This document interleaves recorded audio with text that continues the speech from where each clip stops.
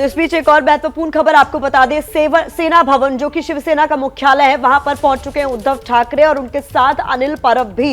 ये इस वक्त की महत्वपूर्ण खबर है। एक तरफ बीजेपी जश्न की तैयारियों में डूबी हुई है, दूसरी तरफ ये बड़ी खबर आ रही है कि उद्धव ठाकरे और अनिल परब जो सेना भवन है वहां पहुंच गए। देखिए तस्वीरें भी सामने आ गई हैं। उद्धव ठाकरे को आप देख सकते हैं, ये पहुंच चुके हैं शिवसेना के मुख्यालय पर।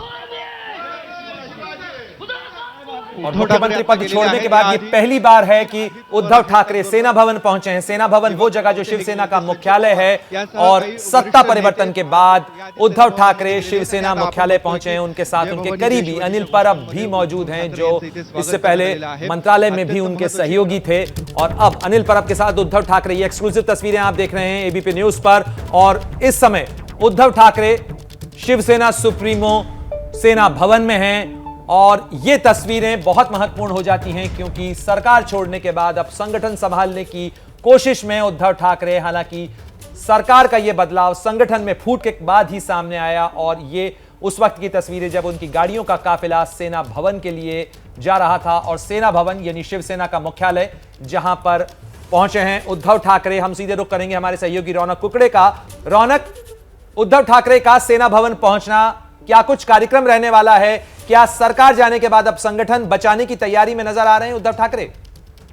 जी निश्चित तौर पर प्रणय ये कहा जा सकता है, क्योंकि हमें ये मालूम है कि जिस दिन उन्होंने फेसबुक लाइव करके अपने इस्तीफे का ऐलान किया था, उसी संबोधन में उन्होंने इस बात का जिक्र किया था कि वे अब संगठन के लिए, कार्यकर्ताओं के लिए शिवसेना भवन में रोजाना जो है वो उपलब्ध रहेंगे। और उसी की कड़ी के तौर पर ये देखा जा रहा है कि आज खुद उद्धव ठाकरे अपने घर से निकलकर शिवसेना भवन पहुंचे। वहां पर तमाम जो संगठनात्मक का काम है, मीटिंग्स है, वो वहां पर होने वाली है। इसके अलावा जो पार्टी के कई सांसद है उनको भी वहां पर बुलाया गया, ऐसी भी जानकारी सामने निकल कर आ रही है। उनसे भी कई सांसदों में किसी तरह की कोई नाराजगी तो नहीं है, ये भी उद्धव ठाकरे को जानना है। लिहाजा शिवसेना भवन में ही इन बैठकों का आयोजन किया जा रहा है। करीबन 5 बजे तक उद्धव ठाकरे यहीं रहेंगे, इस तरह की भी जानकारी है। तो कुल मिलाकर अब संगठन पर जोर उद्धव ठाकरे दे रहे हैं। जी रौनक, महाविकास आघाड़ी की गाड़ी पर ब्रेक जिस तरीके से लगाया गया है शिंदे और फडणवीस द्वारा, अब बीएमसी में भी जो है सत्ता पे काबिज शिवसेना के लिए एक चुनौती रहेगी।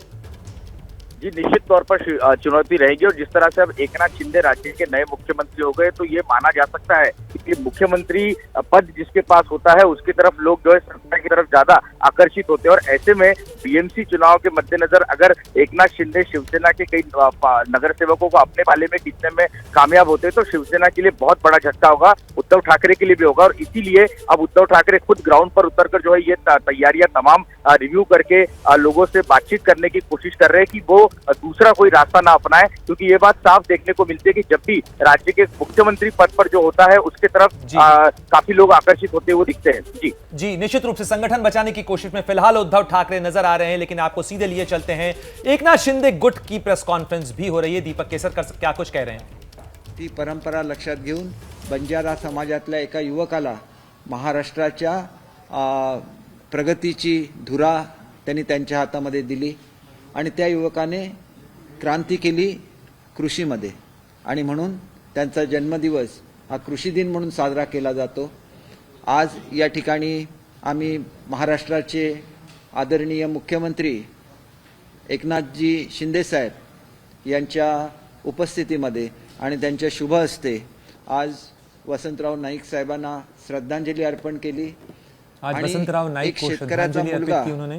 ज्यावेळेला महाराष्ट्राच्या मुख्यमंत्रीपदी बसतो त्यावेळेला त्यांचे विचार कसे असतात हे सुद्धा तुम्ही समजून घेतले पाहिजे की आजच्या दिनी त्यांनी कुठला निर्धार केला असेल तर नए मुख्यमंत्री के तौर पर एकनाथ शिंदे के विचार क्या हैं ये आपको समझना चाहिए कि नए महाराष्ट्र के निर्माण का आज उन्होंने संकल्प लिया। सांगायचं आहे की लढाई होती आणि ही लढाई संपल्यानंतर पहिलं पाऊल असतं ते महाराष्ट्राच्या जनतेला दिलासा द्यायचं।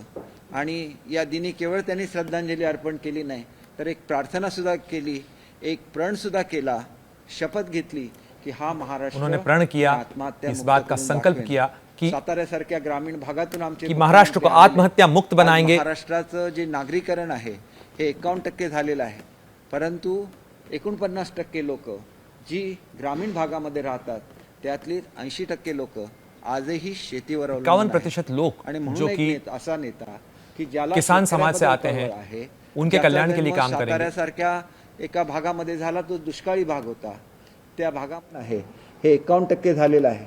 परंतु 49% लोक जी ग्रामीण भागामध्ये राहतात त्यातली 80% लोक आजही शेतीवर अवलंबून आहेत. आणि म्हणून एक असा नेता की ज्याला शेतकऱ्याबद्दल कळवळ आहे, ज्याचा जन्म साताऱ्यासारख्या एका भागामध्ये झाला तो दुष्काळी भाग होता, त्या भागामधून जाताना त्यांनी कदाचित रामदास स्वामींचं ज्या त्या ठिकाणी पावन झालेल्या भूमीमध्ये त्यांचा जन्म झालेला आहे. असंख्य वारकरी ज्या मार्गाने विठ्ठलाच्या ओढीने मार्गक्रमण करतात त्या भागामध्ये त्यांचा जन्म झालेला आहे. आणि म्हणून आजसुद्धा या पवित्र दिनी कृषी दिनी त्यांनी जी एक निर्धार केलेला आहे, आत्महत्या जो मोठ्या प्रमाणात एक डाग महाराष्ट्राला लागलेला आहे की आमचे शेतकरी आत्महत्या करतात आणि अगर ते हमारे शेतकरी किसान आत्महत्या आत्महत्या करत करते हैं, असताना त्यांना दिलासा दिला गेला पाहिजे. हा दिलासा केवळ त्यांची कर्ज माफ करून होऊ शकत नाही, तर त्यांना एक उनको मदतीचा सांत्वना हात केवल दिला गेला पाहिजे, कर्ज माफी से त्यांना नहीं एक मिल आधार सकती है, दिला गेला पाहिजे, बल्कि उनको आणि तो आधार देने की जरूरत देण्याचा है. निर्धार और हा आदरणीय वो आधार शिंदे देने का साहेबांनी ही केलेला आहे. संकल्प त्यांच्या एकनाथ शिंदे जी ने लिया है. महाराष्ट्रामध्ये ज्यांची प्रगल्भ बुद्धिमत्ता म्हणून समजली जाते असे देवेंद्रजी फडणवीस साहेब त्यांच्याबरोबर आहेत. आणि माझी खात्री आहे की आम्ही हे करून दाखवू. आज हा पवित्र दिन आहे म्हणून मी काय आज बोलणार नाही, परंतु रोज मी तुम्हाला सकाळ आणि संध्याकाळी ब्रीफिंग देत असतो. त्याच्यामुळे काही स्टेटमेंट रोज काही लोक करत असतात, तर त्याची जी उत्तरं आहेत ती मी तुम्हाला संध्याकाळच्या ब्रीफिंगमध्ये देईन. आज मी हिंदीमध्ये सांगतो कि जब महाराष्ट्र के मुख्यमंत्री जो महाराष्ट्र की स्थापना होने के बाद पहले मुख्यमंत्री थे यशवंतराव जी चौहान, जो एक टावरिंग पर्सनालिटी थे, जब चीन ने भारत पे हमला किया तो जवाहरलाल नेहरू जी ने, पंडित जवाहरलाल नेहरू जी ने उनको बुलाया भारत के संरक्षण के लिए.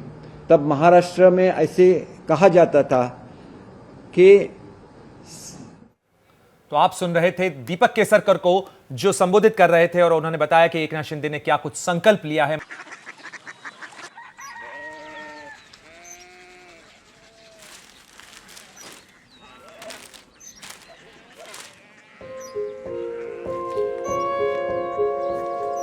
बाबा बाबा कोरिया सिटी जानी ना.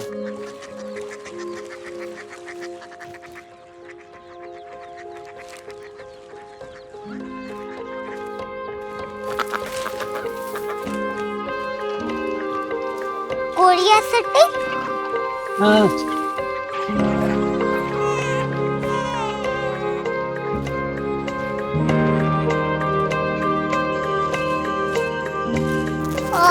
कोरिया सिटी कहाँ पे है? शहर अंग्रेजी लगे हैं.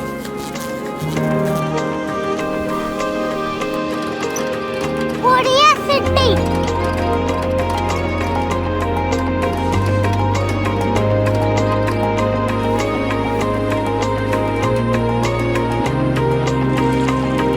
वो बहुत दूर है.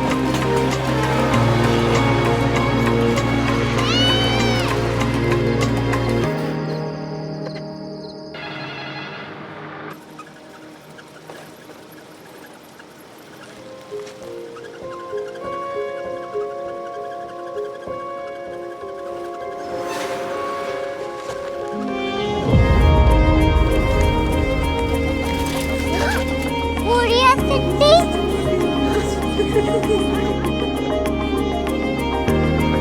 दुनिया को नहीं कुछ लोग बड़े होते हैं. कोरिया सिटी कहाँ है? प्रोफेसर साहब को पता होगा. हो ये छोटा वाला ग्लोब लगता है और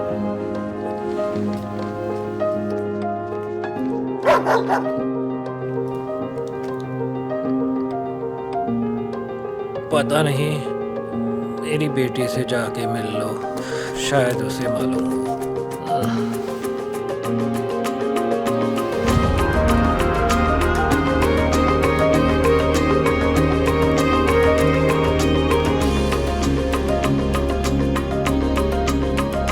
हाय, बाबा ने भेजा है. Come here. Curiosity. Korea city नहीं, क्यूरियोसिटी। वो क्या? That's what brought you here? जो तुम्हें यहाँ तक ले आया। क्यूरियोसिटी।